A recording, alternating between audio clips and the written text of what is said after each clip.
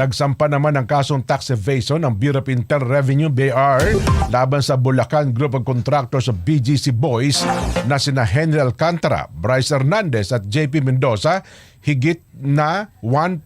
billion pesos na hindi na ideklarang kita at kulang na buwis mula 2020 hanggang 2024. Ayon po kay BIR Commissioner Romeo Lumagi Jr., lumalabas sa kanilang lifestyle check na labis ang yaman ng tatlo kumpara sa kanilang opisyal na kita.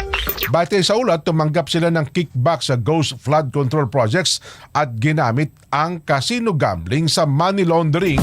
na nakumpirma sa pakikipagtulungan ng BIR at ng Philippine Amusement and Gaming Corporation.